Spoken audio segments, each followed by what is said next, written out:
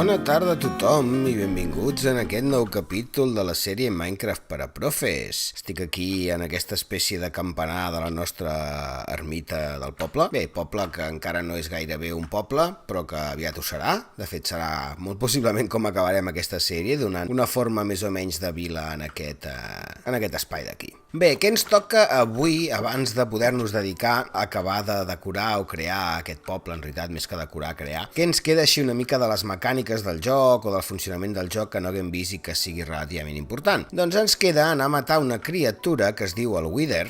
De fet, no en tinc ni remota idea, ni la més remota idea de com es diu en català, que és de les criatures més difícils que hi ha, més fortes i més violentes, i que ens dona un objecte que ens permetrà construir una cosa que es diuen beacons i que ens permeten, crec que es diuen beacons, en català potser també els hi han canviat el nom, que ens permet donar-li als jugadors que estan a prop d'una determinada zona, és a dir, al voltant d'aquest beacon que us comento, doncs poden tenir un poder especial, no? Un poder que pot ser picar més ràpid, ser més resistents, però hi ha diferents opcions, ja les veurem després. Però per construir un beacon d'aquests necessitem sí o sí matar el Wither, que ens donarà un objecte, una estrella, que és la que ens permetrà construir la base d'aquest beacon. Quan vaig construir l'església vaig deixar aquí amagada la nostra zona, després per sortir haurem de trencar una mica aquí, però vaig deixar amagada la zona aquesta així de catacumbes que teníem aquí, on us vaig ensenyar els monstres i on tenim el portal a l'infern, etc. I per tant baixarem aquí baix a l'espècie aquesta de mina cap allà al costat de la Ravine, aquella espècie d'escletxa, i així buscarem una zona més o menys amagada per matar el Wither, perquè ja us dic que el Wither ja ho veureu que té mal caràcter, té molt mal caràcter, això no hi ha cap tipus de dubte, i comença a trencar-ho tot, rebentar-ho tot, es carrega els blocs, es carrega la zona on estiguem, així que ens interessa una zona una mica més aïllada, d'acord? Vaig a posar el mode normal, sí, no fos cas que per culpa d'això no ens aparegués bé el Wither, poso el mode creatiu també, no sé si ho tinc per aquí, ara sí, vaig trencar una mica aquí d'espai, perquè ens hem d'amagar una mica cap a dintre, d'acord? Farem un túnel aquí una miqueta profund.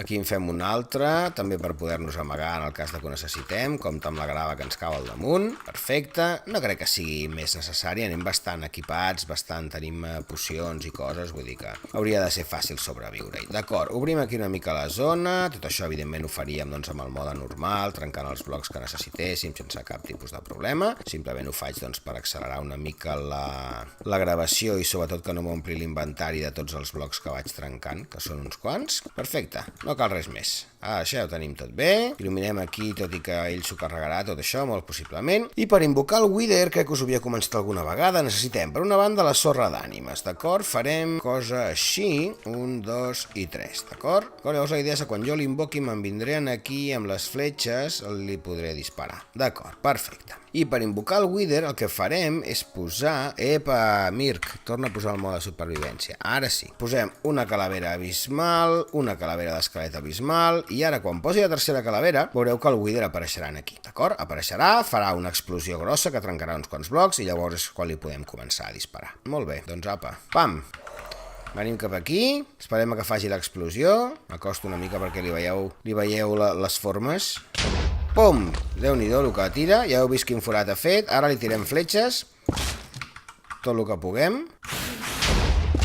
Ja veieu que ens dispara també una espècie de calaveres que ens fan mal també. Ara comença a trencar-nos els blocs ja desesperadament, per això hem creat aquest passadís doncs, per poder córrer nosaltres i estar protegits de les seves explosions. Li vaig disparant a la cua, que és la part que veig.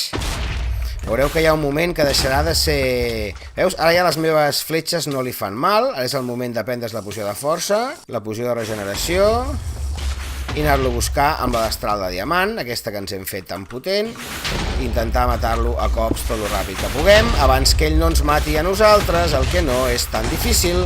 No seria estrany que aquí moríssim també, ja us aviso. Intentarem evitar-ho.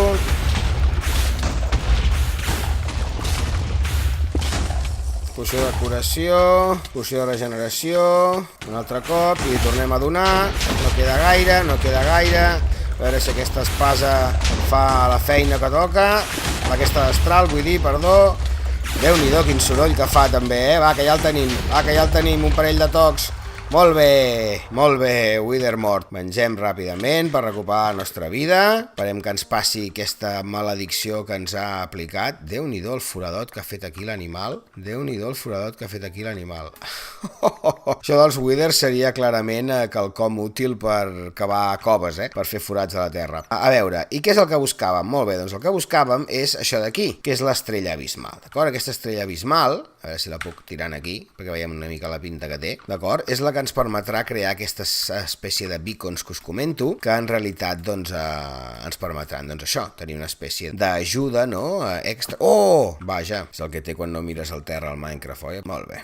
Així segur que no ens torna a passar ja. Bé, deixeu-me que torni cap a la base, busco un lloc per fer el beacon i ho preparo una mica i torno a connectar i us explico una mica doncs, com es fan els beacons, quines són les diferents oportunitats que ens donen per aconseguir doncs, coses bones pels jugadors i com els podem fer servir una mica també doncs, per muntar algunes activitats, d'acord? Vinga, fins ara. Hola de nou, família. Ja he tornat, he endreçat les coses i he construït uns quants beacons. Això és un beacon, d'acord? El que us deia, que teniu aquesta espècie de piràmide amb un bloc a sobre. Ara ensenyarem una mica com es fa tot això. Simplement amb l'estrella que teníem, 3 blocs d'obsidiana i 5 de vidre, construïm un bloc de poder.